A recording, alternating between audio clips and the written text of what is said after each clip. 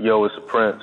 Let's talk about how to ascend to the fifth dimension. The fifth dimension represents a dimension beyond the cycles of time. If you're fortunate to make it to the fifth dimension, that means you don't have to reincarnate. Now, what that means is normally after you die, after your life ends, you may go into the fourth dimension or the astral plane and be there for a while, but eventually you will have to be subjected to reincarnation because you didn't have enough energy to transcend that. So this is why certain people like yogis, ascended masters, or whatever the case, they dedicate their life to doing energy work so that they can escape the cycles of time. See, when we're talking about the fifth dimension, see, it's many dimensions, 4, 5, 6, 7, et cetera, et cetera, et cetera. But all these dimensions are still a part of the astral plane. So the fourth dimension is basically, you can say, like when you dream or when you astral travel. But you know, eventually, because you still have a body, eventually you have to wake up. So you don't get to just be there for as long as you want. It's the same thing when you die. You may not have a body anymore, but eventually you will get another body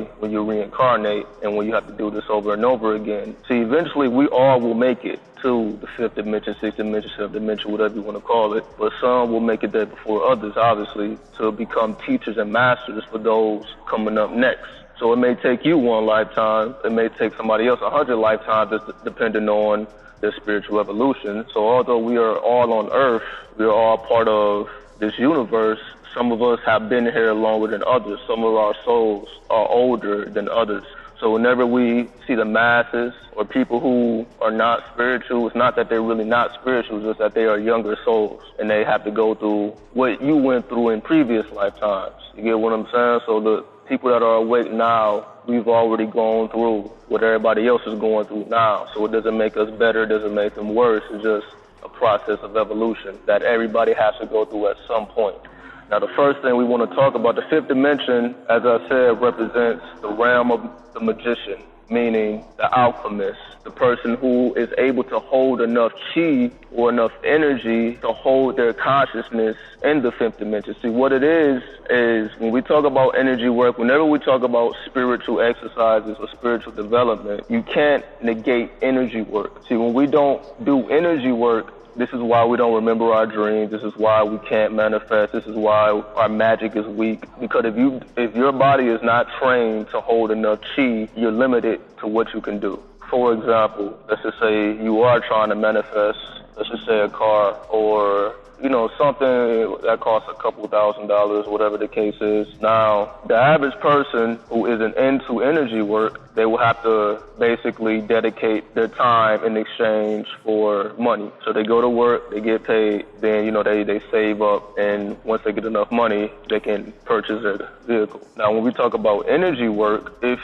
instead you start to train your body so that you can hold more energy, so that you can be more consciously aware when you dream or when you are in the astrals, and this is why I talk about astral temples, which is basically you creating a world for yourself in the astral plane, and you basically surround, it's like having an altar in the astral world. So if you are trying to manifest a car, when you are in deep meditation or you go to sleep and you wake up in the astrals, you become conscious in the astrals, you can create that car in your mind right in the astrals, and you can drive it, you can experience it, you can do whatever you want to do with it, so that when it actually does manifest, it's like you already did everything you want to do in it because you have been aware in the astrals and you have been experiencing it already, as opposed to the average person who they don't get to experience it until they purchase it because they don't have enough energy to be conscious in the astral plane. Now, what this is doing is if you have enough energy, which is connected to your memory, energy and memory is pretty much one and the same, so that you can experience things in the astrals, what you're doing is gathering energy. It's like the snowball effect. You gather energy in the astrals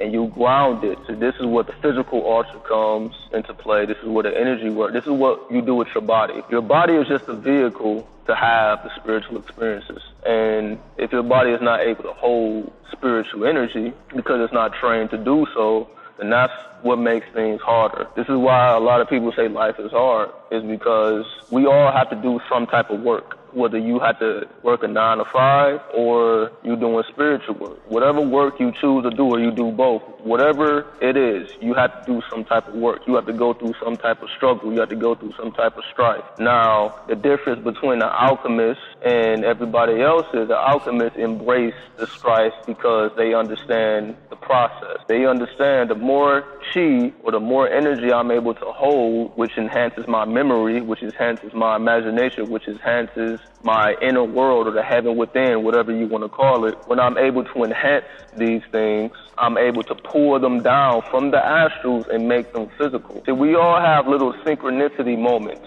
If you're into spirituality, and if you can notice them, where you may be thinking something or thinking about somebody, they call you, or whatever the case is. We all have these little experiences, these synchronicity moments. And what that is a result of, is a result of your awareness of the spirit realm. Because everybody has these synchronicity moments, but everybody is not conscious of them. So if you are conscious of those synchronicity moments, that means you have enough energy and enough training to be conscious of it. But when we talk about doing bigger things, besides just noticing little moments here and there, when we're talking about having a whole life dedicated to spiritual experiences, to the point where every moment in your life is spiritual because of the amount of energy you can hold, now you're able to do things like travel, whether you want to travel around the world, or, manifest in a relationship or anything physical. So now you're able to do more things because you are able to hold more energy. If you are not able to remember your dreams and hold the imagery of your dreams and all these things, there's no way you will be able to pull an astral thought into the physical. So the process of upgrading your memory or enhancing your imagination is based on energy work. An example of energy work would be pranayama, which is the art of combining breathing with imagination. So for example, you may breathe into your right nostril with your imagination. We're not even talking about the physical breath. You imagine energy going into your right nostril, up through the nostril, hitting the third eye, circle it around 3 times, and bring it back out the left nostril. So what you're doing is combining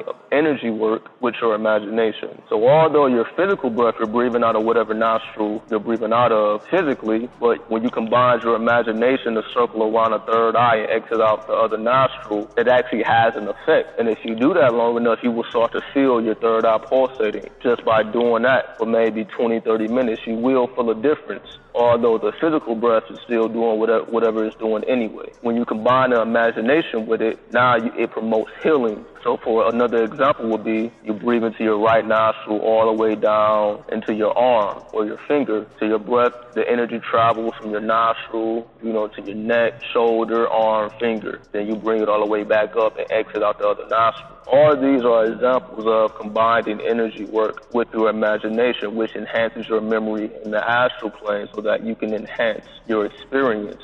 You can have more vivid dreams. You can have more pleasurable experiences just in life, period, because you can notice, like, if you're a person that doesn't work out, if you start to work out within a month, your life will be better just by you working out because you're doing energy work. Working out is an example of energy work. Now, it doesn't mean you have to go to the gym necessarily. It could just be you running. You may just want to start running, or you may want to, just do stretches, the 5 Tibetan rites, meditation, yoga, whatever sparks your interest, whatever type of energy work you want to do is up to you.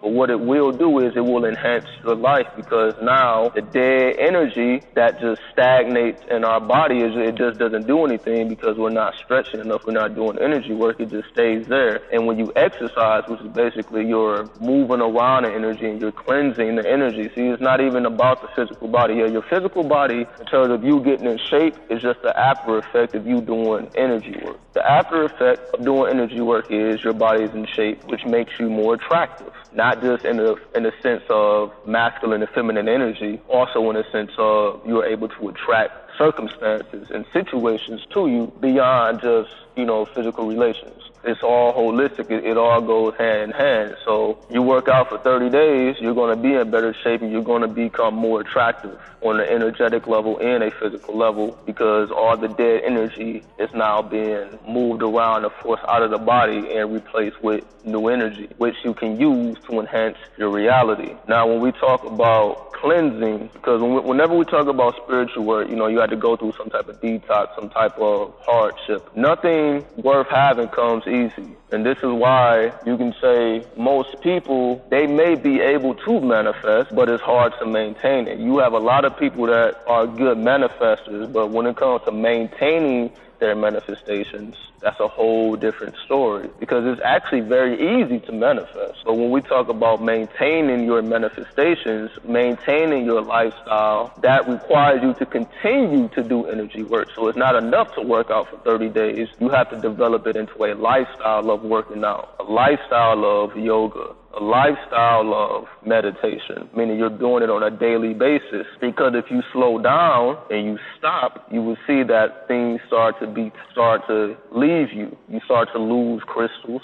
You start to lose relationships. You start to get into circumstances that may take things from you because you're not doing the proper energy work to maintain your manifestations. This is why we all have examples of getting something that we wanted, whether it was through our parents for Christmas, through a gift from somebody else, or just through hard work. You see, you had to put in that energy, but just because you get what you asked for, you still have to maintain it. And the moment you stop maintaining it, it ceases to exist. It's the same thing like anything else. You dedicate your life to working out, you stop working out, you may be in shape, but you will not be in shape if you don't work out no more. You're not just going to stay in shape because you got in shape. You have to dedicate yourself to a lifestyle of energy work. You get what I'm saying? So this is why you see people like yogis who are able to do miraculous things, because they have trained their bodies over the years, 10, 20, 30 years, however long it took them, of just constant energy work so that they can produce miracles, or so-called miracles. What we call miracles, whether we're talking about Jesus being able to heal people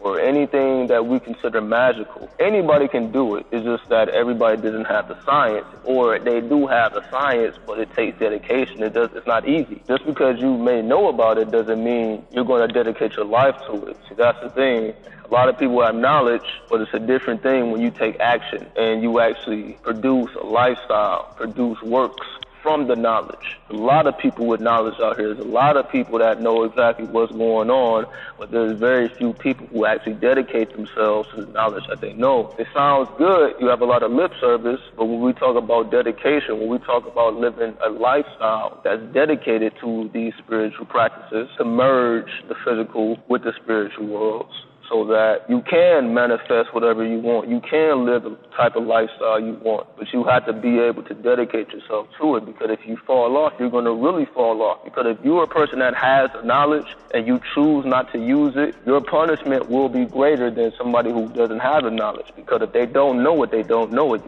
You can't fault a person for not knowing. But when you have a person that does know but chooses not to utilize the knowledge, you're going to get hit even harder. Because it's like, what do you know it for if it's not being utilized? See, when we talk about the ego, most people think the ego is, if you talk about somebody, they have a big ego. It don't have anything to do with the physical plane, because there are higher realms where you have to drop your ego in terms of your whole physical existence. Now we're going to your spiritual existence, who you are on the spiritual plane, not your body. So it's not about being a good person or being the nicest person and being a lovable person. That has nothing to do with spiritual work. That happens over time as you open up your heart chakra. You become more giving, which makes you more receptive. But that don't mean that you're the most moralistic person. You get what I'm saying? See, this is what religions and traditions do. They box people into, well, the end-all, be-all is you have to be a good person. But